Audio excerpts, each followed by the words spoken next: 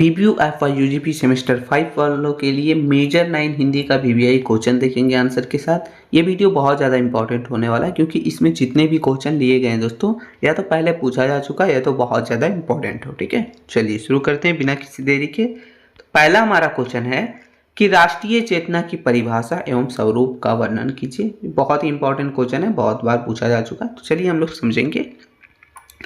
देखिए, राष्ट्रीय चेतना का अर्थ क्या होता है दोस्तों? तो अपने देश के प्रति प्यार, अपनेपन या फिर जिम्मेदारी की भावना ही जो है वो राष्ट्रीय चेतना कहलाती है। जब किसी देश में रहने वाले लोग अपनी जाति, धर्म, भाषा या फिर राज्य की दीवारों को तोड़कर खुद को सबसे पहले एक राष्ट्र के नागरिक मानते हैं, तो उसी सामूहिक सोच को जो है राष्ट्रीय चेतना कहते हैं। यानी कहने का मतलब ये समझिए कि देश के लिए प्रेम, ठीक है, धर्म, जाति, भाषा ये सब कुछ छोड़ के देश के लिए जो है मतलब अपनापन, जिम्मेदार की भावना आना, वही हमारा राष्ट्रीय चेतना कहलाता है। इसके बिना कोई भी देश केवल जमीन का टुकड़ा होता है, वह सच्चा राष्ट्र नहीं बन पाता। तो ये हमारा राष्ट्रीय चेतना है। चलिए इसकी परिभाषा देखेंगे दोस्तों।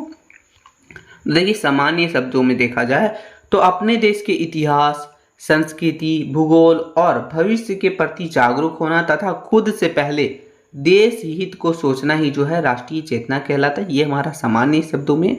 फिर है हमारा डॉक्टर संपूर्णानंद के अनुसार, तो इन्होंने कहा था कि राष्ट्रीय चेतना का मतलब सिर्फ राजनीति आज़ादी नहीं है, बल्कि अपनी संस्कृति और अपने देश के गौरव को पहचानना, ये हमारा जो है राष्ट्रीय चेतना कहलाता है, जो कि डॉक्टर संपूर्णानंद के अनुसार। फिर है रामधारी सिंह दिनकर के अनुसार, इन्होंने राष्ट्रीय चेतना का परिभाषा जो दिया है दोस्तों, वो दिया है कि राष्ट्रीयता कोई जमीन का टुकड़ा नहीं है, यह एक ऐसा भाव है जो इंसान को अपने देश के इतिहास से जोड़ता है और भविष्य के सपने दिखाने का काम करता है। तो ये तीन परिभाषाएं हैं जो कि अलग अलग है।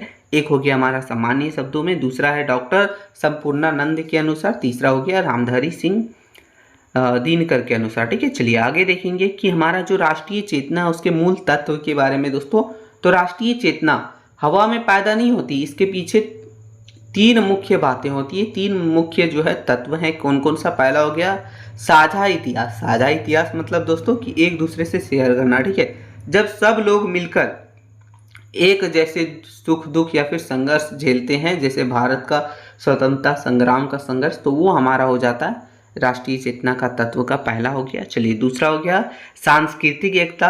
देश के त्यौहार, रहन सहन और जीने के तरीके को सबको, जीने का तरीका जो है सबको एक करने का, जोड़ने का काम करता है। फिर हो गया एक जैसा लक्ष्य, देश को आगे बढ़ाने और तरक्की की राह पर ले जाने का सबका साझा सपना, सबका एक सपना। ठीक है, तो ये हमारा राष्ट्रीय चेतना का तत्व है। चलिए आगे देखें राष्ट्रीय चेतना का स्वरूप के बारे में दोस्तों। तो देखिए बहुत सारे स्वरूप हैं, एक एक करके देखेंगे। पहला हो गया हम लोग का भावनात्मक स्वरूप, यानी कि मन की भावना। यह चेतना कोई दिखाई देने वाली चीज नहीं है, यह जो है दिल की भावना है। जब देश की सीमा पर कोई संकट आता है या फिर जब भारतीय टीम मैच जीतती है, तो पूरे देश को खुश होना या दुखी होना इसी भावनात्मक स्वरूप का एक उदाहरण है। ठीक है, यानी ये जो है फील आता है, जो हमें प्राउड फील होता है या फिर दुखी होता है, तो यही सब जो है भावनात्मक स्वरूप होता है दोस्तों। फिर हो गया हमारा सांस्कृतिक स्वरूप, जो कि है संस्कृति से जुड़ा हुआ। भारत में राष्ट्रीय चेतना का स्वरूप जो है बहुत ही पुराना है। हमारे वेदों में कहा गया है कि मातृभूमि पुत्र पृथ्वी, यानी यह धरती हमारी माता है और हम इनके बच्चे हैं। ठीक है, ये कहा गया है। हमारे देश के त्यौहार, नदी, पहाड़ और महापुरुष इस राष्ट्रीय चेतना को जिंदा रखने का काम करते हैं। तो ये हमारा सांस्कृतिक स्वरूप हो गया। फिर आगे हमारा साहित्यिक स्वरूप, यानी हिंदी साहित्य का योगदान। चूंकि यह जो है हिंदी का ये आपको नहीं लिखना, ठीक है, इसलिए यह हिंदी का जिक्र जरूरी है। हमारे कवियों ने अपने कविताओं से सोए हुए देश को जगाने का काम किया। पहला हो गया हमारा भारत तेंदु हरिश्चंद्र ने लिखा। क्या लिखा है देखिए, तो उन्होंने लिखा है दोस्तों अपने कविता में कि अंग्रेज राज सुख साज सजे सब भारी, पेधन बिरसे चली जात इही आती ख्वारी। यानी देश की गरीबी पर चिंता का इन्होंने लिखा है कि अंग्रेज जो है सब धन वगैरह ले जा रहे हैं, तो ये सभी बताने का काम किया भारतेंदु जी ने अपने कविता के माध्यम से। फिर मैथिली शरण गुप्त ने लिखा है कि जिसको ना निज गौरव तथा निज देश का अभियान है, वह नीर नहीं पशु नीर, नीर है और मृतक सम्मान है। ठीक है, यानी जिसको जो है देश के ऊपर अभिमान नहीं है, गौरव नहीं है, वो नर नहीं है, वो नीरा है, मृतक है यानी मरा हुआ शरीर है। ऐसा जो है मैथिली शरण गुप्ता ने अपने कविता में लिखा है साथियों। चलिए अगला हो गया हमारा राजनीतिक और कानूनी स्वरूप, जिसमें इस स्वरूप का मतलब है कि हमारे देश के कानून, संविधान, तिरंगे झंडे और राष्ट्रगान का दिल से सम्मान करना। यह रूप हमें याद दिलाता है दोस्तों कि हमारे पास सिर्फ अधिकार ही नहीं बल्कि देश के प्रति कुछ कर्तव्य भी हैं। तो ये हमारा राजनीतिक और कानूनी स्वरूप हो गया। चलिए आगे देखेंगे प्रगतिशील स्वरूप, जो कि आगे बढ़ने की सोच का स्वरूप होता है। तो सच्ची राष्ट्रीय चेतना कभी संकीर्ण यानी नफरत फैलाने वाली नहीं होती है। इसका स्वरूप जो है अंध राष्ट्रवाद का विरोध करना, यानी जो एंटी नेशन वगैरह है उन सभी का विरोध करना, या समाज की कमियों जैसे कि जातिवाद, छुआछूत, भ्रष्टाचार वगैरह को दूर करने की प्रेरणा देती है और पूरी दुनिया को एक परिवार मानने का काम करती है, जैसे कि वासुदेव कुटुंबकम। तो ये हमारा हो गया साथियों प्रगतिशील स्वरूप, यानी देश को आगे बढ़ाने की सोच के स्वरूप। चलिए निष्कर्ष थोड़ा सा देख लेते हैं। निष्कर्ष लिखा हमारा कि राष्ट्रीय चेतना देश की आत्मा है, जो सभी नागरिकों को आपस में जोड़कर रखने का काम करती है। इसका वास्तविक स्वरूप केवल देश की सीमाओं की रक्षा करना नहीं है, बल्कि आपसी भाईचारे को बढ़ावा देना, देश के विकास के लिए मिलकर काम करना। तो ये हमारा राष्ट्रीय चेतना के बारे में था। उसके तत्व, स्वरूप ये बहुत बार पूछे जाते हैं। अब परिभाषा वगैरह हमने सब चीज देख लिया। चलिए आगे क्वेश्चन दूसरा देखेंगे दोस्तों। क्वेश्चन दूसरा है कि राष्ट्रीय चेतना की कविता का मुख्य तत्वों का विवेचना कीजिए, यानी राष्ट्रीय चेतना की कविता जो रहता था उसके प्रमुख तत्व की विवेचना करना है हमें। तो चलिए हम लोग समझने का प्रयास करेंगे आंसर को। आंसर है दोस्तों कि राष्ट्रीय चेतना की कविता वह कविता होती है जो देश के नागरिकों में देशभक्ति, स्वाभिमान और त्याग की भावना जगाने का काम करती है। वही हमारा राष्ट्रीय चेतना की कविता है। हिंदी साहित्य में भारतेंदु युग, द्विवेदी युग और छायावाद युग जो हमारा है, जिसमें हमारा माखनलाल चतुर्वेदी आते हैं, मैथिली शरण गुप्ता और रामधारी सिंह दिनकर वगैरह ने कवियों मतलब ये सब जो छायावाद के कवियों ने ऐसी कविताएं लिखी जिन्होंने स्वतंत्रता आंदोलन में जान फूंक दी। इन कविताओं के कुछ मुख्य तत्व होते हैं जिनके आधार पर इनकी रचना भी की जाती है। यानी राष्ट्रीय चेतना को जगाने वाला कविता जो है हमारा, वही जो है मतलब जो हमारे देश की नागरिक में देशभक्ति, स्वाभिमान वगैरह जगाता है, वही राष्ट्रीय चेतना की कविता होती है। इसमें बहुत सारा युग है, जो कि भारतेंदु युग हो गया, द्विवेदी युग, छायावाद के कुछ कवियों ने भी जो है स्वतंत्रता संग्राम के बारे में लिखा था। चलिए आगे देखेंगे कि राष्ट्रीय चेतना की कविता के तत्व के बारे में, यानी कौन कौन सा तत्व है, ठीक है, राष्ट्रीय चेतना के कविता में। तो निम्नलिखित है दोस्तों। पहला हो गया अतीत के गौरव का गान। जब लोग गुलामी के कारण अपना आत्मविश्वास खो देते हैं, तब कवि उन्हें देश के गौरवशील इतिहास, महान राजाओं और हमारी समृद्ध संस्कृति का याद दिलाते हैं। इसका उद्देश्य रहता है कि जो नागरिक वगैरह हैं उन सभी के बीच हीन भावना वगैरह को खत्म करना और मन में फिर से जो है आत्मविश्वास बढ़ाना। देखिए सरल शब्दों में लिखा है, सरल शब्दों में समझें तो देखिए लिखा है कि कवियों का मानना है कि जो कौम अपने इतिहास को भूल जाती है, यानी जो भी लोग अपने इतिहास को भूल जाती है, वह कभी भी आगे नहीं बढ़ सकती। इसलिए अपने इतिहास को, अपने राजाओं की कहानी को, अपने पूर्वजों की कहानी को याद दिलाने का काम करते हैं। देखिए कविता की पंक्ति में लिखा है मैथिली शरण गुप्त ने कि हम कौन थे, क्या हो गए और क्या होंगे अभी, आओ विचारे आज मिलकर ये समस्या सभी। तो ये लिखने का काम किया, अपने कविता के माध्यम से दिखाने का काम किया, बताने का काम किया, ठीक है। चलिए दूसरा तत्व है हमारा कि वर्तमान दुर्दशा पर दुख और चिंता, यानी जो उस समय की जो दुर्दशा थी, जो गुलामी थी, वो सब के बारे में दिखाना और दुख जताना, चिंता करना। तो देखिए सच्चा राष्ट्र कवि केवल अतीत की तारीफ नहीं करता, बल्कि वह देश की वर्तमान गरीबी, भूखमरी और गुलामी पर भी जो है आंसू भी बहाता है। वह समाज को दिखाता है कि अंग्रेजों या फिर विदेशी शासकों के कारण हमारा देश कितना बर्बाद हो रहा है। चलिए सरल शब्दों में हम लोग समझे तो देखिए, जनता को यह समझना जरूरी था कि वे गुलामी में कितनी बुरी जिंदगी जी रहे हैं ताकि वे आज़ादी के लिए लड़ सकें, उन्हें जो है आज़ादी के लिए लड़ने के लिए प्रेरणा मिल सके। तो देखिए विद्वानों का मत है कि भारत तेंदु जी ने देश की इस आर्थिक दुर्दशा पर गहरी चिंता जताने का काम किया है, लिखने का काम किया अपनी कविता के माध्यम से। चलिए अगला हो गया हमारा दोस्तों कि गुलामी के प्रति विद्रोह और आज़ादी की चाह।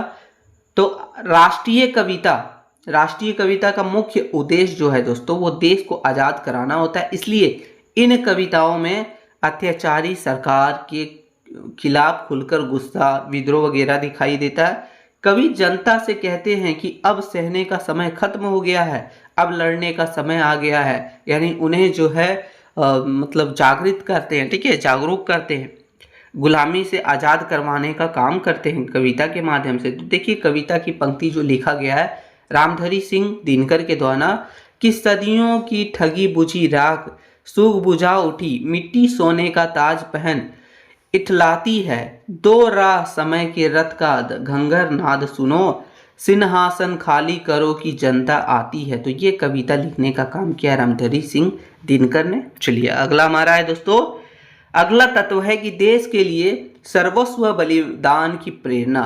यह कविता कायरता को दूर भगाने का या फिर करने का काम करती है, वीरता का संचार करती है, या पाठकों के मन में यह भावना पैदा करती है कि देश की रक्षा के लिए यानी जान भी देनी पड़े तो पीछे नहीं हटना चाहिए।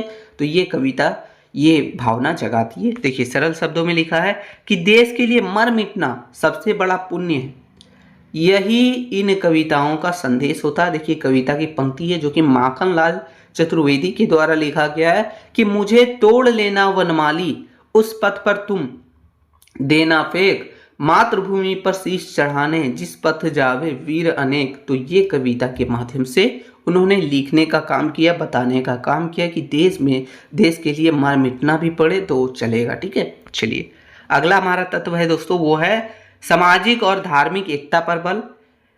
कवियों को अच्छी तरह से पता था कि जब तक हमारे देश के लोग जाति, धर्म, छुआछूत और ऊंच नीच में बटे रहेंगे तब तक जो है देश मजबूत नहीं हो सकता। इसलिए राष्ट्रीय कविता का सबसे बड़ा तत्व जो है समाज को एक सूत्र में बांधना, सबको एक करना, ये सबसे बड़ा जो है तत्व है। चलिए सरल शब्दों में देखिए, यह कविता समाज को बांटने वाली ताकतों का विरोध करती है और सबको मिलाकर एक राष्ट्र बनाने की सीख देती है, ठीक है। चलिए अगला हो गया हमारा, अगला तत्व है दोस्तों वो है कि ओजगुण और वीर रस की प्रधानता। तो इन कविताओं को पढ़ने या सुनने के बाद इंसान के रोंगटे खड़े हो जाते हैं और नस नस में जोश दौड़ जाती है, यानी एक अलग सा जो है हिम्मत आता है, ठीक है, जोश आ जाता है। इसकी भाषा बहुत ढीली ढीली नहीं होती बल्कि बहुत मजबूत और असरदार होती है। इसे साहित्य की भाषा में ओजगुण या फिर वीर रस कहा जाता है। सरल शब्दों में देखिए तो कविता की भाषा ऐसी होती है दोस्तों जो सोए हुए इंसान को भी युद्ध के मैदान में जाने के लिए तैयार कर दे, मोटिवेट कर दे। तो ये हमारा भाषा हुआ करता था। चलिए अगला हो गया हमारा कि जन जागरण और लोक कल्याण की भावना। तो राष्ट्रीय चेतना की कविता केवल राजा महाराजाओं के लिए नहीं लिखी जाती बल्कि यह गरीब, किसान, मजदूर और आम जनता के लिए लिखी जाती है। इसका लक्ष्य था दोस्तों कि समाज के सबसे आखिरी व्यक्ति को भी जगाना और उसके अधिकार के प्रति उसे जो है जागरूक करना, संचेत करना। तो ये हमारा जो है राष्ट्रीय चेतना की जो कविता है उन सभी के बारे में था। चलिए निष्कर्ष देखते हैं, यानी उनका तत्व के बारे में। तो देखिए लिखा है कि संक्षेप में कहा जा सकता है कि राष्ट्रीय चेतना की कविता का मुख्य उद्देश्य देश के लोगों को जगाना और उनके अंदर देशभक्ति की भावना भरना, अतीत का गौरव, वर्तमान की चिंता, आज़ादी की चाह और देश के लिए मर मिटने का जज्बा ही जो है इस कविता की असली प्राण थी। यानी यही सब कविता जो है लिखा जाता था। सरल शब्दों में अगर हम लोग समझें तो इन कविताओं ने गुलामी के समय सोए हुए भारत को जगाने और देश को आज़ाद करने का सबसे बड़ी भूमिका निभाने का काम किया है। तो यही हमारा राष्ट्रीय चेतना के कविताओं में जो भी प्रमुख तत्व है वो था दोस्तों। ये दूसरा क्वेश्चन है, बहुत इंपॉर्टेंट क्वेश्चन है, आपको कर लेना है। चलिए आगे क्वेश्चन नंबर तीसरा की ओर चलेंगे। क्वेश्चन नंबर तीसरा हमारा दोस्तों कि राष्ट्रीय चेतना की कविता में देश प्रेम के विभिन्न आयामों की विवेचना कीजिए। इससे पहले हमने देखा राष्ट्रीय चेतना की कविता में यानी उनके प्रमुख तत्व के बारे में। उससे पहले हमने देखा राष्ट्रीय चेतना की कविता के परिभाषा वगैरह जो भी था, हर चीज़ देखने का प्रयास किए। चलिए आगे देखेंगे। इसमें हम लोग समझेंगे आयाम। तो देखिए आयाम का मतलब क्या होता है, तो सरल शब्दों में कहें तो आयाम का अर्थ होता है दोस्तों कि अलग अलग रूप से देखना या फिर अलग अलग नज़रियों से देखना। यानी जितने भी आपके कवि थे वो अलग अलग नज़रिया से जो है राष्ट्रीय चेतना को देखते थे। तो चलिए उनके बारे में हमको पढ़ना है कि राष्ट्रीय चेतना की कविताओं में देश प्रेम का मतलब सिर्फ युद्ध लड़ना या फिर देशभक्ति के नारे लगाना नहीं, बल्कि हमारे कवियों ने देश प्रेम को बहुत बड़े बड़े रूप में देखा है। उनके लिए देश की मिट्टी, यहाँ के नदी पहाड़, पुराने इतिहास, समाज की कमियों को दूर करना और पूरी दुनिया का भला सोचना भी जो है देश प्रेम का ही हिस्सा है। तो ये अलग अलग कवियों के अलग अलग नज़रिए थे। हिंदी साहित्य में देश प्रेम के इन्हीं अलग अलग रूपों को जो है बहुत ही सुंदर ढंग से कविता का आधार बनाया गया था। तो चलिए देखते हैं देश प्रेम के विभिन्न आयाम के बारे में। तो राष्ट्रीय कविताओं में देश प्रेम के मुख्य रूप जो है निम्नलिखित है दोस्तों। पहला हमारा सांस्कृतिक और ऐतिहासिक आयाम। तो देश प्रेम का पहला रूप यह है कि हमें अपने देश के इतिहास और महापुरुष जैसे कि राम, श्री कृष्ण, बुद्ध, शिवाजी महाराज पर गर्व होना चाहिए। कवि कविता के जरिए बताते हैं कि हमारी संस्कृति जो है दुनिया में सबसे महान है।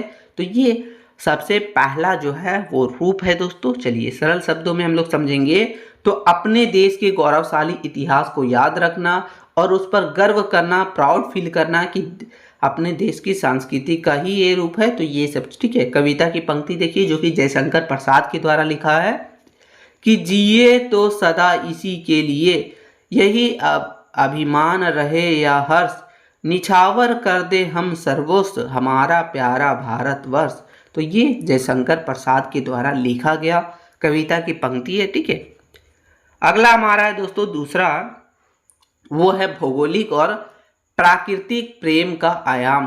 तो देखिए कवियों के लिए देश प्रेम का मतलब केवल इंसानों से प्यार नहीं बल्कि देश के नदियों से प्यार हो गया, पहाड़ों से, जंगलों से और मिट्टी से भी प्यार करना जो है वो देश प्रेम है। ऐसा कवियों का मानना था। वे भारत की धरती को एक जीवंत माता यानी भारत माता के रूप में देखते थे। तो देखिए लिखा है सरल शब्द में कि देश के पेड़ पौधे और हवा से सच्चा लगाव रखना भी देश प्रेम का एक बहुत ही सुंदर रूप है।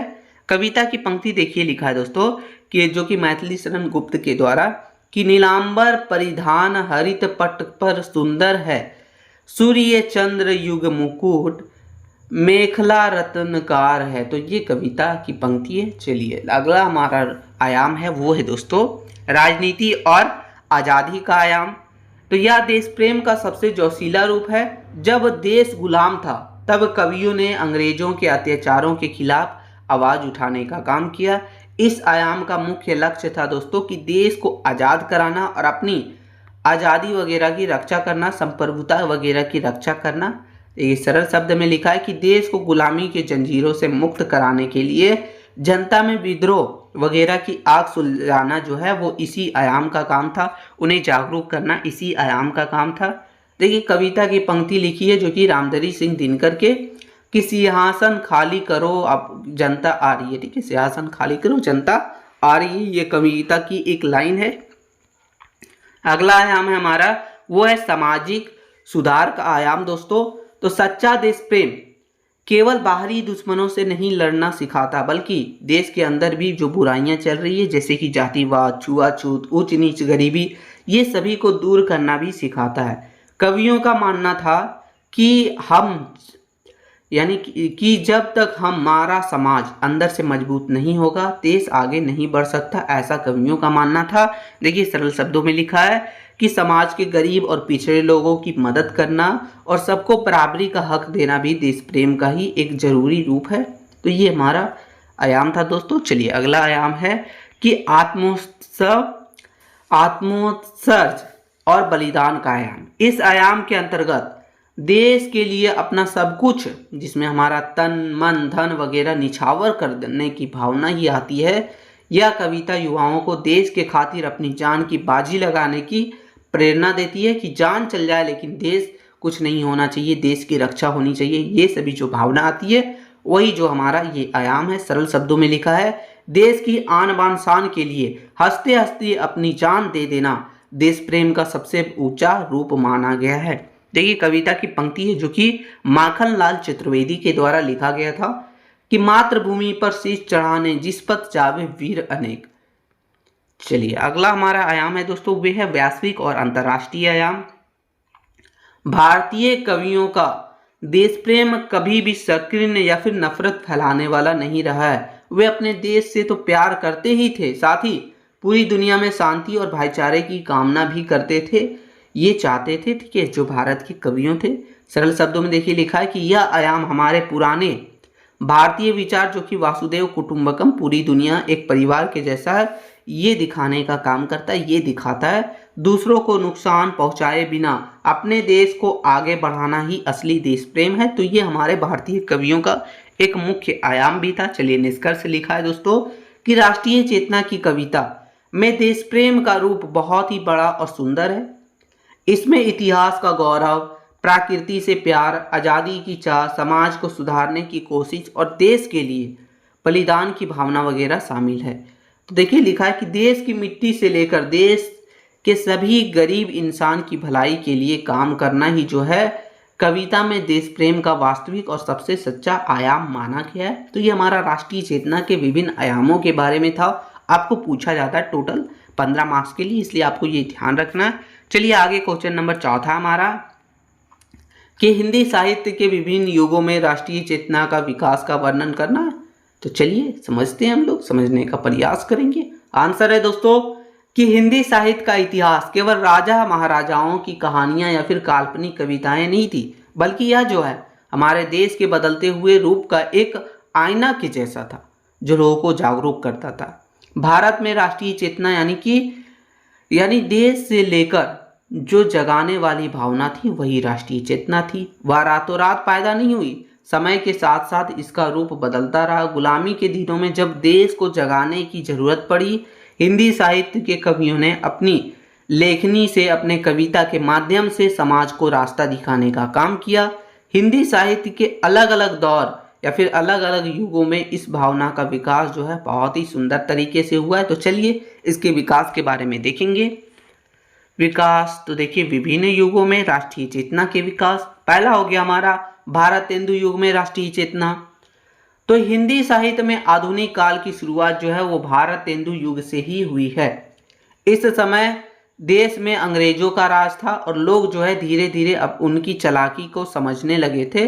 तो ये हमारा भारतेंदु युग का देखिए इसका रूप देखा जाए दोस्तों, तो इस युग की राष्ट्रीय चेतना में एक तरफ अंग्रेजों की राज की बुराइयां थी, दूसरी तरफ देश की गरीबी पर भी बहुत चिंता थी। कभी सीधे सीधे विद्रोह तो नहीं कर पा रहे थे, लेकिन वे जनता को यह जरूर समझा रहे थे कि अंग्रेज हमारा सारा पैसा विदेश ले जा रहा है। तो ये भारतेंदु युग में था। कविता की पंक्ति देखिए जो कि भारतेंदु युग के द्वारा ही लिखा गया है कि अंग्रेज राज सुख साज सजे सब भारी, पेधन बीर से चली आत इहे अति ख्वारी, यानी जितना भी धन है वो अंग्रेज जो है वो खत्म कर दे रहा है या फिर ले जा रहा है। ठीक है, तो यह कविता के माध्यम से भारतेंदु हरिश्चंद्र समझाने का प्रयास कर रहे हैं, लोगों को जगाने का प्रयास कर रहे हैं। फिर दूसरा हमारा हो गया द्विवेदी युग दोस्तों, इसमें राष्ट्रीय चेतना देखेंगे।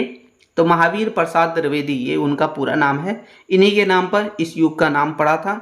इस समय तक देश में कांग्रेस की स्थापना हो चुकी थी और लोग जो है आज़ादी की चाह थोड़ी और भी मजबूत हो चुकी थी। इसका रूप देखिए तो इस युग के कवियों में देश प्रेम को अनुशासन, मर्यादा और इतिहास के गौरव से जोड़ने का काम किया, जिसमें हमारा मैथिली शरण गुप्त जैसे कवियों ने लोगों को याद दिलाया कि हमारा अतीत कितना महान है, ताकि लोग जो है अपनी गुलामी को छोड़कर विद्रोह के लिए तैयार हो सकें, जागरूक हो सकें।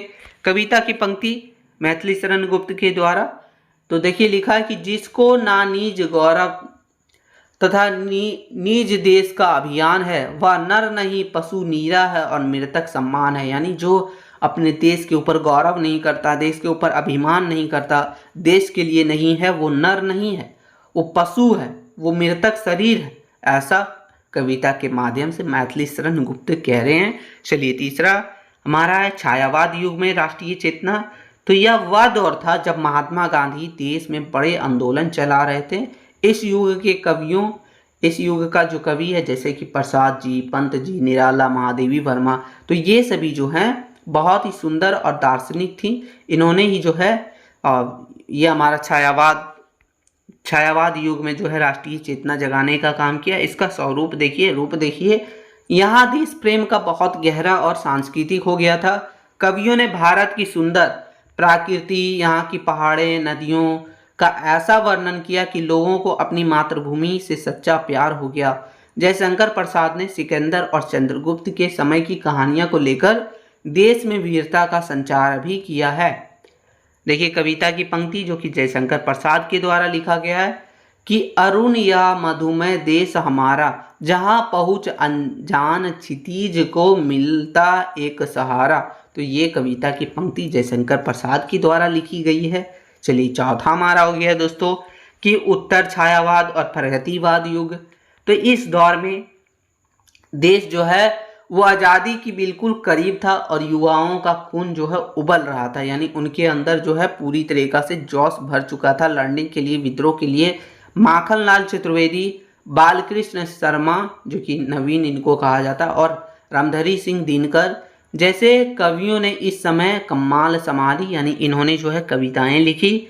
इनका स्वरूप देखिए, तो अब अंग्रेज से लड़ने का समय खत्म हो चुका था, यानी डरने का समय खत्म हो चुका था। इन कवियों ने अपनी कविताओं में आग उगलने का काम किया। इनका देश प्रेम सीधे सीधे जेल जाने, फांसी पर चढ़ने और क्रांति की बात किया करता था, यानी डायरेक्ट जो है प्रहार करते थे अंग्रेजों पर। ठीक है, इन कवियों ने।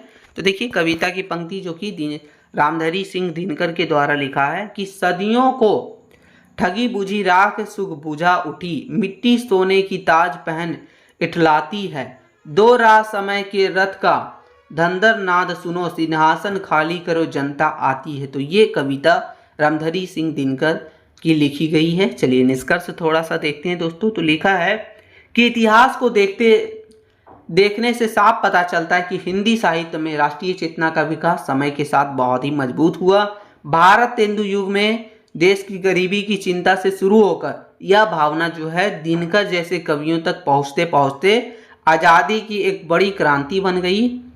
हिंदी के राष्ट्र कवियों ने अपनी लेखनी से न केवल सोए हुए समाज को जगाया, बल्कि देश प्रेम की भावना को हर दिल में जिंदा रखने का भी काम किया। तो ये हमारा राष्ट्रीय चेतना के, यानी हिंदी साहित्य में राष्ट्रीय चेतना के विकास के बारे में है। ये इंपॉर्टेंट क्वेश्चन है, ये बहुत बार पूछा जाता है, आपको कर लेना है। ठीक है, आगे क्वेश्चन नंबर 5वां हमारा है दोस्तों कि भारत तेंदु हरिश्चंद्र की कविताओं में राष्ट्रीय चेतना का वर्णन करना हमें। तो इनके कविताओं में जो है राष्ट्रीय चेतना का क्या वर्णन है, क्या दिया गया, ये सभी चीज़ें देखेंगे। तो देखिए आंसर लिखा है कि 19वीं शताब्दी के उत्तरार्ध में भारत तेंदु हरिश्चंद्र जो कि 1850 से लेकर 1885 इनका माना गया है का उदय जो है वो हिंदी साहित्य में नवजागरण के साथ हुआ। नवजागरण, इन्होंने जो है कविता को दरबारी श्रृंगारिता यानी राजाओं की प्रशंसा वगैरह से मुक्त करके जो है राष्ट्रहित और जन चेतना से जोड़ा। यानी पहले क्या कविता हुआ करता था कि राजा वगैरह के लिए लिखा जाता था, लेकिन इन्होंने क्या किया, राजा वगैरह के दरबारी कविता से मुक्त करके ये जो है राष्ट्रीय हित के लिए, जनता से के लिए ये सब लिखना शुरू हुआ। वे पहले ऐसे आधुनिक कवि थे जिन्होंने कविता के माध्यम से देश की राजनीति, आर्थिक और सामाजिक दुर्दशा पर खुलकर प्रहार किया। इसी कारण इनकी कविता का मूल स्वर जो है वो राष्ट्रीय चेतना ही है। ठीक है, जो कि हमारा भारत तेंदु हरिश्चंद्र के हैं। चलिए राष्ट्रीय चेतना के प्रमुख आयाम देखेंगे इनके कविताओं में। पहला हो गया औपनिवेशिक शासन की आलोचना और देश की दुर्दशा पर लोग। भारत तेंदु जी अंग्रेजों के शासन की क्रूरता और भारतीयों के उदासीनता को देखते हुए बहुत ही दुखी थे। उन्होंने देशवासियों को अपनी दुर्दशा पर एकजुट होने और रोने के बहाने जगाने का प्रयास किया। उनका मानना था कि जब तक हम अपनी कमियों को स्वीकार नहीं करेंगे तब तक सुधार का संभव है ही नहीं। तो देखिए इनके द्वारा जो पंक्ति लिखी गई है वो लिखा गया है कि रोहू सब मिली के आहू भारत भाई, हाय हाय भारत दुर्दशा देखी ना जाई। तो ये कविता भारत तेंदु हरिश्चंद्र के द्वारा ये कविता की पंक्ति है जो लिखा गया है, जिसके माध्यम से वे रोने के बहाने सबको जगाने का काम कर रहे हैं। चलिए दूसरा हमारा आर्थिक शोषण का पर्दाफाश। भारत तेंदु जी केवल राजनीतिक रूप से ही नहीं बल्कि आर्थिक रूप से भी बहुत ही जागरूक थे। दादा भाई नौरोजी के ड्रॉन ऑफ वेल्थ यानी धन निकासी सिद्धांत से बहुत पहले भारत तेंदु जी ने पहचान लिया था कि अंग्रेज भारत की संपत्ति लूटकर इंग्लैंड भेज रहे हैं। वे टैक्स वगैरह और कच्चे माल वगैरह के नाम पर देश को खोखला कर रहे हैं, देश को लूट रहे हैं। ये समझ चुके थे भारत तेंदु हरिश्चंद्र, और ये जो है उनके ऊपर भी जो कविता लिख के लोगों को बताने का काम कर रहे थे। देखिए उनकी प्रसिद्ध पंक्तियां हैं कि अंग्रेज राज सुख साज सजे सब भारी, पेधन वीर से चली आत इहे अति ख्वारी। ठीक है, यानी अंग्रेज जो है सारा धन ले जा रहा है, लूट रहा है। तीसरा हमारा हो गया भाषाई राष्ट्रीयता दोस्तों, यानी निजी भाषा की उन्नति। भारत तेंदु हरिश्चंद्र का मानना था कि किसी भी राष्ट्र की स्वतंत्रता और पहचान उनकी मातृभाषा से जुड़ी होती है। अंग्रेजी शिक्षा के बढ़ते प्रभाव के बीच उन्होंने हिंदी और अपनी क्षेत्रीय भाषा के विकास पर बल देने का काम किया। उनका मानना था कि बिना अपनी भाषा के ज्ञान के हृदय का सुख दुख नहीं हो सकता है और ना ही देश का विकास हो सकता है, ऐसा मानना था भारत तेंदु हरिश्चंद्र का। प्रसिद्ध पंक्तियां जो देखिए उनके द्वारा लिखा गया है कि निज भाषा उन्नति आहे, सब उन्नति को मूल, बिन निज भाषा ज्ञान के मिटत ना हित के सूल। तो ये इनकी प्रसिद्ध पंक्तियां हैं। ठीक है, चलिए चौथा हमारा दोस्तों कि अतीत का गौरववान और आत्मसम्मान की भावना।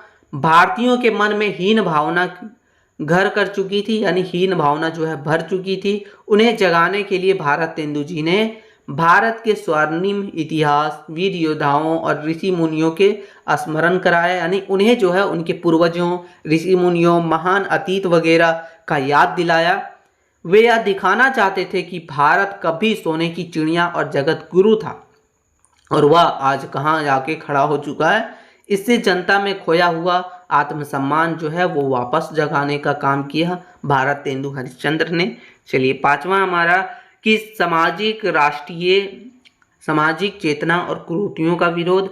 भारत तेंदु जी की राष्ट्रीयता केवल अंग्रेजों के विरोध तक सीमित नहीं थी। वे जानते थे कि आंतरिक रूप से कमजोर समाज कभी स्वतंत्र नहीं हो सकता, इसलिए उन्होंने जो है बाल विवाह, छुआछूत, समुद्र यात्रा निषेध, अंधविश्वास और सती प्रथा वगैरह जैसी सामाजिक बुराइयों पर तीखा प्रहार किया। उन्होंने समाज सुधार को राष्ट्रीय निर्माण की पहली सीढ़ी मानने का काम किया है।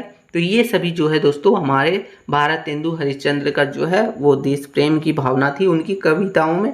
और भी है छठा हमारा राजभक्ति और देशभक्ति का दृढ़। भारत तेंदु जी का कविता में एक अनोखा दृढ़ दिखाई देता है। शुरुआती दौर में वे ब्रिटिश शासन की न्याय व्यवस्था और शांति की प्रशंसा करते थे, राजभक्ति की, लेकिन जैसे ही वे अंग्रेजों के आर्थिक शोषण और दमन को देखते हैं उनकी कविता जो है तीखी देशभक्ति में बदल जाती है। वे महारानी विक्टोरिया की तारीफ भी करते हैं, लेकिन साथ ही साथ ब्रिटिश नौकरशाही के भ्रष्टाचार पर करारा व्यंग भी करने का काम करते हैं। देखिए लिखे हैं उन्होंने कि भीतर भीतर सब रस चूसे, हंसी हंसी के तनमन धन मुँह से, जाहिर बातन में अति तेज, क्यों सखी साजन नाही अंग्रेज। ठीक है, तो ये उन्होंने बताया। तो ये सभी जो है हमारा भारत तेंदु हरिश्चंद्र के कविताओं में जो देश प्रेम की भावना थी, जो देश प्रेम जगाने का, राष्ट्रीय चेतना जगाने का काम करते थे, वो है। चलिए आगे लिखा है कि भारत तेंदु जी की कविता की भाषा और इनकी शैली तो ब्रज भाषा और खड़ी बोली की समन्वय हुआ करता था। उन्होंने कविता के लिए मुख्य रूप से ब्रज भाषा का प्रयोग किया, लेकिन उसमें नए और आधुनिक राष्ट्रीय विषयों को पिरोया। लोक शैलियों का प्रयोग अपनी बात को आम जनता तक पहुंचाने के लिए उन्होंने मुकरियाँ, लवनियाँ, कजली और गालियों जैसी लोक शैलियों का प्रयोग किया है, जिससे अनपढ़ जनता भी राष्ट्रवाद से जुड़ सके। चलिए निष्कर्ष देखते हैं। निष्कर्ष लिखा है दोस्तों कि भारतेंदु हरिश्चंद्र ने हिंदी कविता को राजाओं की तारीफ से हटाकर देश प्रेम और जन जागरण से जोड़ने का काम किया। उन्होंने अपनी कविताओं के जरिए अंग्रेजों के शोषण का विरोध किया, मातृभूमि के महत्व समझाया और समाज सुधार पर बल देने का काम किया। अपनी लेखनी से देशवासियों में राष्ट्रीय भावना जगाने के कारण ही आधुनिक हिंदी साहित्य के सच्चे युग प्रवर्तक माने जाते हैं। ठीक है, तो ये हमारा भारतेंदु युग का योगदान रहा है हिंदी कविता में, राष्ट्रीय चेतना में। चलिए आगे हम लोग क्वेश्चन नंबर 6 देखेंगे दोस्तों, जो हमारा कि मैथिली शरण गुप्त की राष्ट्रीय चेतना का विवेचना कीजिए। कई बार पूछ लेता है कि राष्ट्रीय चेतना के जगह आपको पूछ लेगा देश प्रेम की भावना का विवेचना कीजिए, तो एक ही बात हुआ। ठीक है, आपको समझने की देर है, एक ही चीज है। तो चलिए आंसर समझेंगे। मैथिली शरण गुप्त 1886 से 1964 आधुनिक हिंदी साहित्य के सबसे प्रसिद्ध और लोकप्रिय देशभक्त कवि माने जाते हैं। सन 1912 में आई उनकी किताब भारत भारती ने देश की स्वतंत्रता आंदोलन में आग लगाने का काम किया था। उनकी इस देशभक्ति से प्रभावित होकर राष्ट्रपिता महात्मा गांधी ने उन्हें राष्ट्र कवि की उपाधि भी दी थी। मैथिली शरण गुप्त को गुप्त जी की कविताओं का मुख्य उद्देश्य जो है दोस्तों, वो सोई हुई जनता को जगाना, देश के गौरवशाली इतिहास को याद दिलाना और लोगों में देश प्रेम की भावना भरना। तो ये उनका जो है मुख्य उद्देश्य था।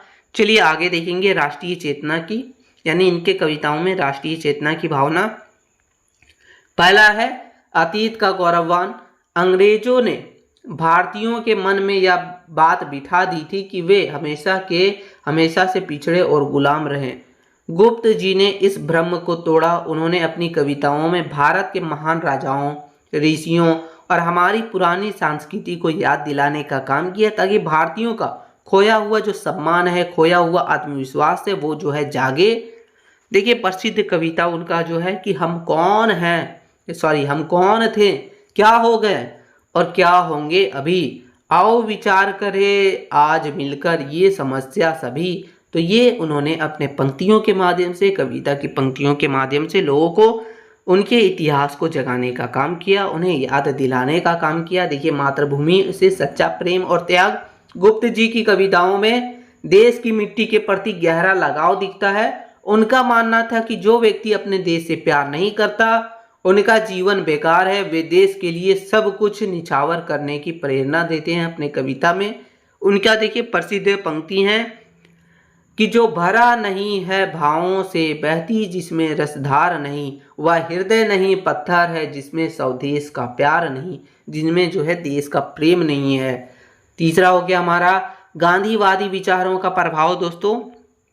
तो देखिए लिखा है कि मैथिली शरण गुप्त महात्मा गांधी जी के विचारों से बहुत ही ज़्यादा प्रभावित थे, इसलिए उनकी कविताओं में गांधी जी के सिद्धांत जैसे कि सत्य सिद्धांत, अहिंसा का सिद्धांत, खादी पहनना, चरखा चलाना और विदेशी सामानों का बहिष्कार करना साफ दिखाई देता है। उन्होंने बिना हथियार उठाए भी अंग्रेजों के खिलाफ खड़े होने का हौसला दिया। चौथा हो गया हमारा आपसी एकता और भाईचारे पर बल। अंग्रेज भारत पर राज करने के लिए फूट डालो और राज करो की नीति अपनाते थे। जो है मैथिली शरण गुप्त जो है वो समझ चुके थे कि जब तक हिंदू, मुस्लिम, सिख, ईसाई आपस में एक नहीं होंगे तब तक देश आज़ाद नहीं हो सकता। उन्होंने जातिवाद और छुआछूत का कड़ा विरोध किया और सभी धर्मों को एक साथ मिलकर रहने का संदेश दिया अपने कविता के माध्यम से मैथिली शरण गुप्त ने। चलिए पांचवा हमारा कि महिलाओं का सम्मान और नारी चेतना। गुप्त जी का मानना था कि महिलाओं के सहयोग के बिना कोई भी देश जो है तरक्की नहीं कर सकता, इसलिए इतिहास और पुराणों की उन महिला जैसे कि लक्ष्मण की पत्नी उर्मिला और भगवान बुद्ध की पत्नी यशोधरा के त्याग को अपनी कविताओं में प्रमुखता से दिखाने का काम किया, जिन्हें समाज भूल गया था। उन्होंने दिखाया कि देश को बनाने में महिलाओं का बलिदान पुरुषों से कम नहीं है, यानी उनका भी योगदान है। ये मैथिली शरण गुप्त ने दिखाने का काम किया। छठा है दोस्तों हमारा कि विश्व कल्याण की भावना। मैथिली शरण गुप्त की देश प्रेम केवल भारत तक सीमित नहीं थी, वे पूरी दुनिया में शांति और भाईचारा चाहते थे। वे चाहते थे कि भारत आज़ाद होकर पूरी दुनिया को मानवता का पाठ पढ़ाए। उनका जो है राष्ट्रवाद संकीर्ण नहीं था, यानी उनका जो है राष्ट्रवाद जो है नफरत वाला नहीं था, बल्कि उनमें पूरी मानव जाति के लिए प्रेम था। चलिए इनका भाषा शैली देख लेते हैं हम लोग, इनके कविताओं का भाषा शैली। तो देखिए, गुप्त जी की राष्ट्रीय चेतना की सबसे बड़ी ताकत उनकी खड़ी बोली थी, यानी सरल हिंदी। उनके पहले कविता कठिन भाषा में लिखी जाती थी, लेकिन गुप्त जी ने इतनी सीधी और सरल भाषा का प्रयोग किया कि गांव का एक आम और अनपढ़ इंसान भी उनकी कविताओं को सुनकर देश प्रेम के रंग में रंग जाता था। उनके अंदर आत्मविश्वास जगता था, भावना जगती थी। तो ये हमारा दोस्तों क्वेश्चन है जो आपके लिए बहुत ज़्यादा इम्पोर्टेंट है। चलिए आगे देखेंगे। क्वेश्चन नंबर 7वां हमारा, रामधारी सिंह दिनकर के कविताओं में राष्ट्रीय चेतना का विवेचना करना या फिर देश प्रेम के भावना का विवेचना करना, ये भी पूछा जाता है आपको।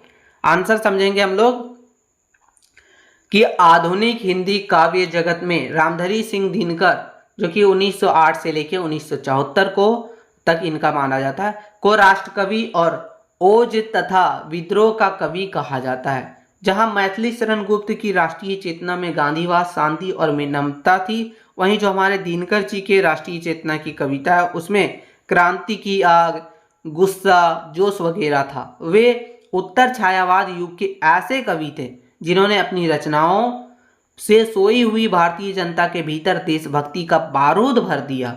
इतिहासकार और आलोचक उन्हें जो है अधैर्य का कवि भी कहते थे, क्योंकि वे देश की पराधीनता और न्याय को एक पल भी बर्दाश्त नहीं कर सकते थे। तो ये अंतर था, यानी ये जो है डायरेक्ट तौर पर क्रांति की आग जगाने का काम करते थे। देखिए, राष्ट्रीय चेतना का प्रमुख आयाम जो है इनके कविताओं में वो देखेंगे तो देखिए, क्रांति का शंखनाद और ब्रिटिश शासन को चुनौती। दिनकर जी गुलामी के सख्त खिलाफ थे। अपनी प्रसिद्ध रचना रेणुका और हुंकार में उन्होंने भारत के युवाओं को अंग्रेजों के खिलाफ हथियार उठाने और क्रांति करने के लिए उकसाया, यानी उन्हें जागरूक किया। उनकी कविताओं को सुनकर आज़ादी के दीवानों में जोश भर जाता था। देखिए पंक्तियां लिखा है उनके द्वारा कि सदियों से ठगी बुझी राख सुगबुगा उठी, मिट्टी सोने का ताज पहन इठलाती है, दो राह समय के रथ का धंधर नाद सुनो, सिंहासन खाली करो जनता आती है। ठीक है, तो इस तरीका से वो कवि लिखते थे कि लोगों के अंदर जो है वो एक अलग ही जागरूकता फैलती थी, जागरूकता की यानी देश प्रेम की भावना आती थी, क्रांति के लिए, विद्रोह के लिए भावना आती थी। ठीक है, दूसरा हो गया शोषित और गरीबों के प्रति सहानुभूति। दिनकर जी की कविता राष्ट्रीय चेतना केवल देश की आज़ादी तक सीमित नहीं था, बल्कि वे अंदर के यानी देश के अंदर जो मौजूद गरीबी है, ऊंच नीच को भी खत्म करना चाहते थे। उनका मानना था कि जब तक देश का किसान और मजदूर भूखा है तब तक देश की आज़ादी जो है वो अधूरी है। वे पूंजीपतियों द्वारा गरीबों के शोषण के खिलाफ खुलकर बोलते थे। देखिए उन्होंने बोला अपनी पंक्ति में कि सवानों यानी कुत्ते को मिलता दूध वस्त्र, भूखे बच्चे आकुलाते हैं, माँ की हड्डी से चिपक ठिठुर जाड़े की रात बिताते हैं। ये जो है कविता के माध्यम से जो है बताने का काम कर रहे हैं दिनकर जी। चलिए तीसरा हो गया हमारा दोस्तों कि अतीत के गौरव से वर्तमान को प्रेरणा। भारतीयों के मन से गुलामी के डर को निकालने के लिए दिनकर जी ने भारत के वीर इतिहास और महापुरुषों को याद किया। उन्होंने अपनी प्रसिद्ध रचना कुरुक्षेत्र और रसमर्थी यानी कर्ण पर जो आधारित है, इसके माध्यम से वीरता और न्याय के लिए लड़ने का संदेश दिया। वे कहते हैं कि शांति के लिए कभी कभी युद्ध भी जरूरी होता है, तभी जो है शांति आती है, तभी आज़ादी मिलती है। ठीक है, वे अपने कविता के माध्यम से बताने का प्रयास कर रहे हैं। चलिए चौथा हमारा कि शासकों की गलत नीतियों पर तीखा प्रहार। दिनकर जी केवल अंग्रेजों के समय ही नहीं लिखे, बल्कि आज़ादी के बाद भी जब देश के नेताओं ने गलत नीतियां अपनाई तो उन्होंने अपनी ही सरकार को कटघरे में खड़ा कर दिया। सन 1962 में जब भारत चीन युद्ध हुआ तो देश की कमजोरी को देखकर उनका दिल रो उठा। उन्होंने अपनी किताब परशुराम की प्रतीक्षा पर तत्कालीन सरकार की कमजोरी और कायरता पर कड़ी प्रहार करने का काम भी किया। यानी आज़ादी के बाद भी जो देश के नेताओं में जो कमियां थी, जो गलत नीतियां थी, उन सभी के बारे में भी लिखने का काम किया दिनकर जी। चलिए पांचवा हमारा दोस्तों कि युवाओं में पौरुष और साहस का संचार। दिनकर जी की कविताओं का सबसे बड़ा गुण था उनका ओज यानी तेज। वे देश की युवाओं को कायर बनकर बैठने के बजाय संकटों से जूझने की प्रेरणा देते थे, संकटों से लड़ने की प्रेरणा देते थे। भाग्य के भरोसे बैठने वाले कायर मानते थे, यानी वे मानते थे कि अगर आप भाग्य के भरोसे बैठे हैं तो आप कायर हैं, और कर्म पर विश्वास रखते थे। तो देखिए लिखा उन्होंने कि खम ठोग ठेलता है जब नर, पर्वत के जाते पाँव उखड़, मानव जब जोर लगाता है पत्थर पानी बन जाता है। तो ये उन्होंने लिखा है, बताने का प्रयास कर रहा है कि भाग्य के भरोसे मत रहो, लड़ो, क्रांति करो। ठीक है, आगे छठा है दोस्तों कि विश्व शांति और मानवतावाद। दिनकर जी जितने बड़े राष्ट्रवाद थे उतने ही बड़े मानवतावादी भी थे। उनकी महान कृति कुरुक्षेत्र में उन्होंने यह संदेश दिया कि युद्ध कभी भी किसी समस्या का अंतिम समाधान नहीं हो सकता। वे चाहते थे कि दुनिया में विज्ञान की तरक्की के साथ साथ इंसानियत और भाईचारे का भी विकास हो। तो ये दिनकर जी चाहते थे, वो चाहते थे कि युद्ध सिर्फ ना हो, शांति से ही हो जाए। ठीक है, देखिए उनकी भाषा शैली देखेंगे, यानी उनकी कविताओं की भाषा शैली। तो दिनकर जी की भाषा जो है वो खड़ी बोली है, लेकिन उनकी शब्दावली वीर रस से भी भरी हुई है। उनकी कविताओं में शब्दों का चयन ऐसा होता है जो सीधे तौर पर दिल पर चोट करता है और सोए हुए इंसान को भी खड़ा कर देता है। वे प्रतीकों और उपागमों का बहुत ही सुंदर और आक्रामक प्रयोग करते हैं। तो ये उनकी भाषा शैली है कविताओं की।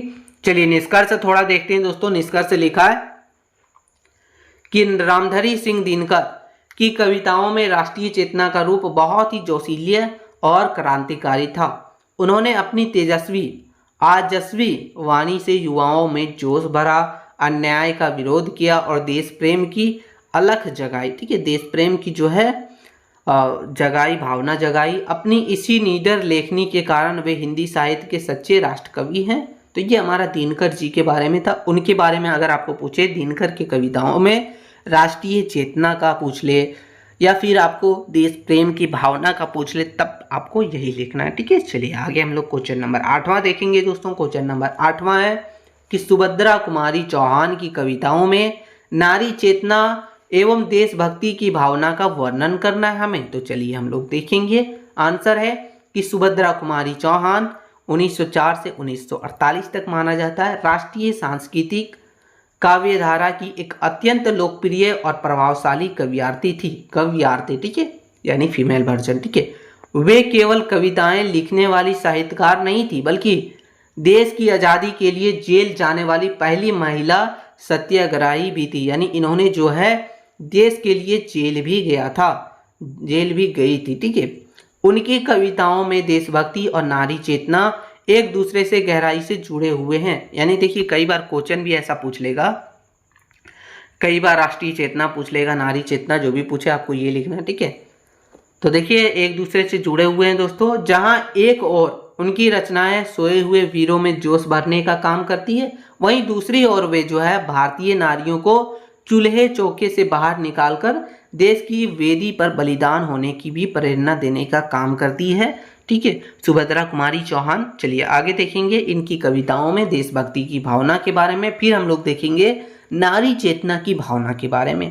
पहला है कि वीरों में जोश और क्रांति का संचार। सुभद्रा जी की कविताओं में देशभक्ति में जो है पुरुषों का सम्मान ही ओज और साहस था। उनकी सबसे प्रसिद्ध कविता जो कि झांसी की रानी ने देश के बच्चे बच्चे में आज़ादी की उलख जगा दी थी, उनके अंदर प्रेरणा जगा दी थी। वे देशवासियों को अपनी खोई हुई आज़ादी की कीमत समझने का प्रयास कराती है ताकि वे समझ सके। प्रसिद्ध पंक्तियां देखिए उनका लिखा गया है कि सिंहासन हिल उठे राजवंशों ने भुकुटी तानी थी, बुढ़े भारत में आई फिर से नई जवानी थी, गुमी हुई आज़ादी की कीमत सबने पहचानी थी, दूर फिरंगी को करने की सबके मन में ठानी थी। तो ये लिखा गया, ये कौन से कविता से लिया गया? झांसी की रानी कविता से लिया गया। ठीक है, चलिए दूसरा हमारा कि स्वतंत्रता आंदोलन का सीधा आह्वान दोस्तों, आह्वान। तो देखिए देशभक्ति उनके लिए केवल कागज पर लिखने का एक विषय नहीं था, वे महात्मा गांधी जी के जो असहयोग आंदोलन है उनसे जुड़ी हुई अपनी कविता जो है वीरों का कैसा हो वसंत के माध्यम से युवाओं से पूछा कि देश जब गुलामी के जंजीरों में जकड़ा हो तब रंग उत्सव मनाने के बजाय युद्ध के मैदान में उतरना ही वीरों का असली वसंत है, असली पहचान है। तो ये अपने कविता के माध्यम से बताने का काम करती थी सुभद्रा कुमारी चौहान। चलिए प्रसिद्ध पंक्ति देखिए। कह दे अतीत अब मौन त्याग, लंके तुझ में क्यों लगी आग, ए कुरुक्षेत्र अब जाग जाग, बतला अपने अनुभव अनंत, वीरों क्या कैसा हो वसंत। तो ये उनके द्वारा लिखा गया प्रसिद्ध कविता की पंक्ति है। चलिए तीसरा है हमारा दोस्तों कि जलियांवाला बाग जैसी घटनाओं पर जो है आक्रोश दिखाना। देश की दुर्दशा और अंग्रेजों के अत्याचारों पर उनका दिल दहल जाता था। अपनी कविता जलियांवाला बाग में वसंत में उन्होंने शहीदों के श्रद्धांजलि देते हुए ब्रिटिश क्रूरता पर गहरा शोक और आक्रोश व्यक्त करने का काम किया। तो ये उनका जो है कविताओं में देशभक्ति की भावना था। चलिए अब देखते हैं थोड़ा सा नारी चेतना की भावना भी उनके कविताओं में है। तो चलिए देखेंगे। देखिए लिखा पहला कि नारी के भीतर छिपी शक्ति और वीरता की पहचान दिलाना। तो सुभद्रा कुमारी चौहान ने मध्यकालीन रूढ़ियों को तोड़कर नारी को अबला यानी कमजोर के रूप में नहीं बल्कि सबला यानी मजबूत के रूप में, शक्ति के रूप में पेश करने का काम किया। झांसी की रानी लक्ष्मीबाई के माध्यम से उन्होंने यह सिद्ध किया कि भारतीय नारी संकट आने पर तलवार भी उठा सकती है।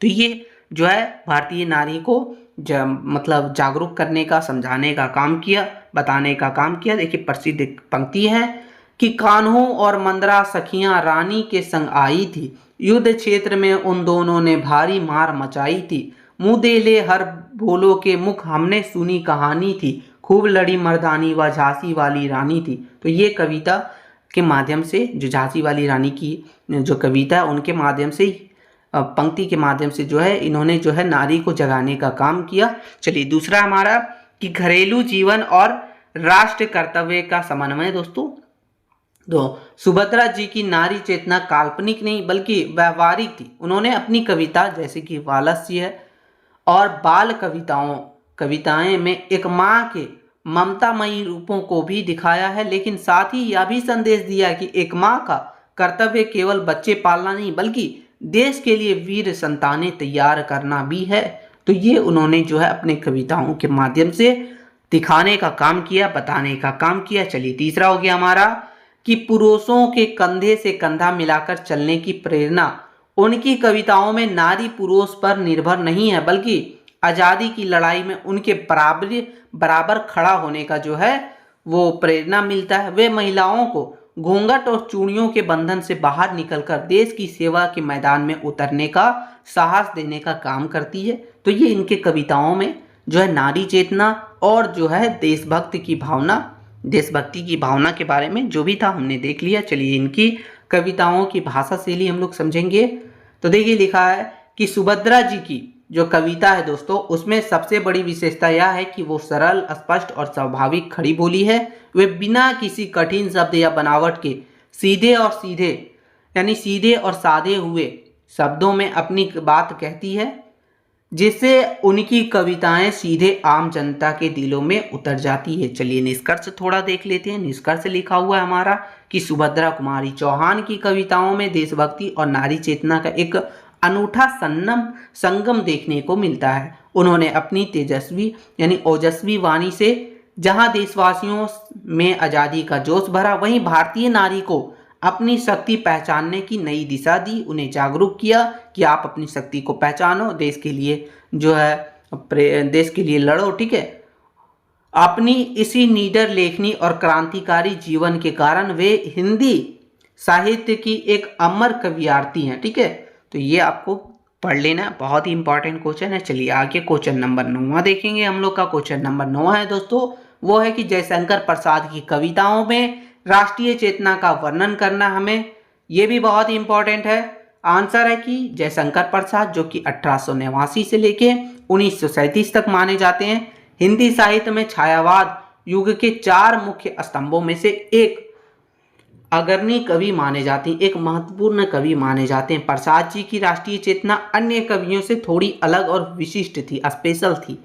जहां अन्य कवि जो है केवल अंग्रेजों का विरोध कर रहे थे, वही जो प्रसाद जी हैं वो भारत के सांस्कृतिक और ऐतिहासिक गौरव को अपनी कविताओं का आधार बनाया। उनका मानना था कि जब तक भारतीय जनता अपने महान अतीत वगैरह को नहीं पहचानेगी, यानी अपने महान अतीत को, अपने महान इतिहास को नहीं पहचानेगी, तब तक उनके मन से गुलामी की हीन भावना दूर नहीं होगी। उनकी कविताओं और नाटकों के गीतों में राष्ट्र प्रेम, सांस्कृतिक गौरव और मानवतावाद का अनूठा संगम देखने को मिलता है। तो ये हमारा जयशंकर प्रसाद जी की कविताओं में था। चलिए थोड़ा और देखेंगे इसके बारे में, और भी डिटेल में हमें पढ़ना है कि राष्ट्रीय चेतना का प्रमुख आयाम जो कि इनके कविताओं में है। पहला है कि भारत के स्वर्णिम और गौरवशाली अतीत का गान।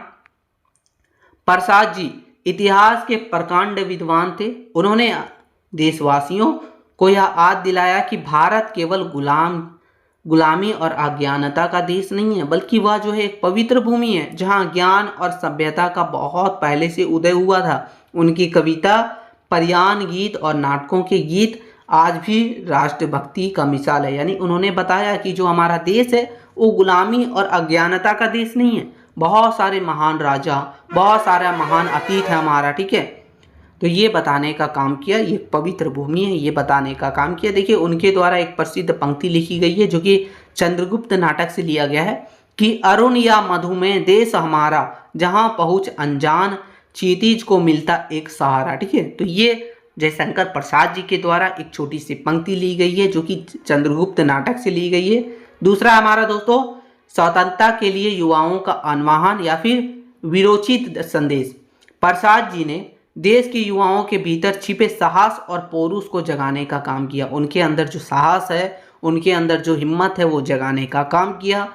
उन्होंने अपनी कविताओं के माध्यम से संदेश दिया कि स्वतंत्रता हमारा जन्मसिद्ध अधिकार है और इसके लिए यदि सर्वस्व बलिदान भी करना पड़े तो हम पीछे नहीं हटेंगे। तो ये बताने का काम किया जयशंकर प्रसाद जी कविताओं के माध्यम से। देखिए उनके प्रसिद्ध पंक्तियां ली गई है जो कि चंद्रगुप्त नाटक का जो है पर्यान गीत वहां से लिया गया है। हिमाद्री तुग श्रृंग से प्रविद्ध शुद्ध भारती, स्वयं प्रभा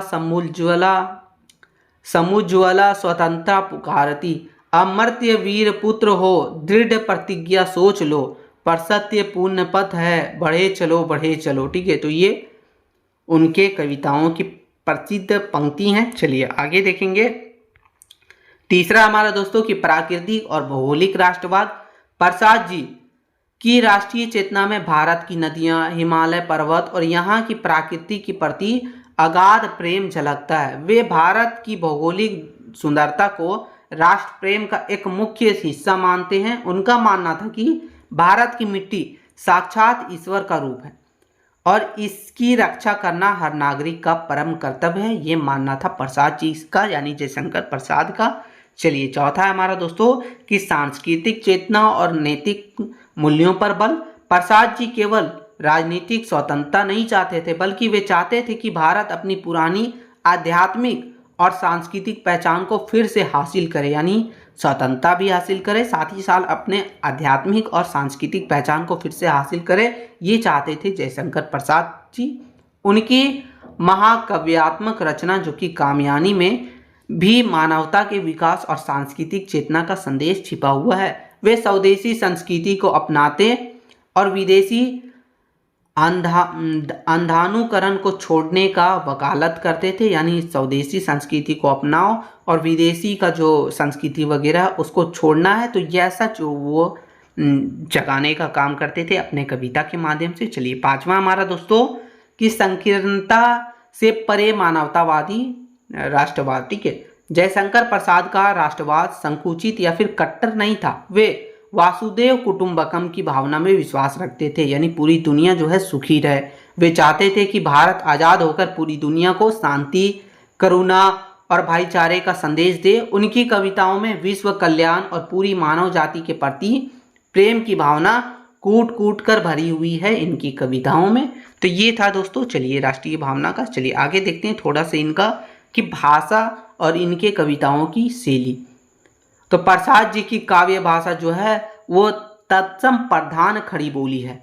उनकी भाषा में एक खास तरह की गंभीरता, मधुरता और ओज यानी कि तेज वगैरह होता है। उन्होंने अपनी नाटक जैसे कि चंद्रगुप्त, स्कंदगुप्त, ध्रुवस्वामिनी के भीतर जो देशभक्ति के गीत लिखे वे आज भी हिंदी साहित्य की सबसे मूल्यवान धरोहर मानी जाती है।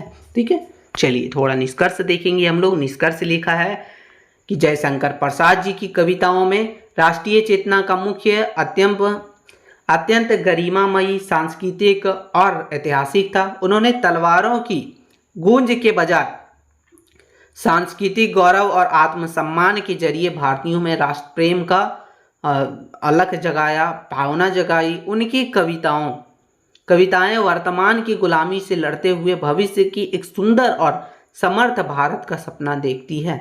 इसी सांस्कृतिक और गौरवशाली राष्ट्रवाद के कारण वे हिंदी साहित्य के एक अमर युग परिवर्तक कवि हैं। ठीक है, तो ये हमारा क्वेश्चन है, बहुत ही इंपॉर्टेंट क्वेश्चन है दोस्तों। और साथ ही साथ हम आपको बता दें कि आपका मेजर 9 हिंदी जो है दोस्तों, उसके लिए हमने सिर्फ 9 प्रश्न लिए हैं। और हाँ, ये 9 प्रश्न आपको लग रहा होगा कि कम है, लेकिन हाँ, यही अगर 9 प्रश्न अगर आप कर लेते हैं तो इसी से आपका पूरा एग्जाम क्लियर हो जाएगा, क्योंकि आपको तो 4 प्रश्न ही अटेंड करने हैं लॉन्ग टाइप वाला। तो यहाँ से आपका 100% मिल जाएगा। बस आपको क्या करना है कि थोड़ा सा भी हेल्पफुल लगा तो एक छोटा सा लाइक कर दीजिएगा, चैनल पर नए हैं तो सब्सक्राइब करके बेल आइकन को ऑन कर दीजिएगा। मिलते हैं नई वीडियो में दोस्तों, तब तक के लिए जय हिंद दोस्तों।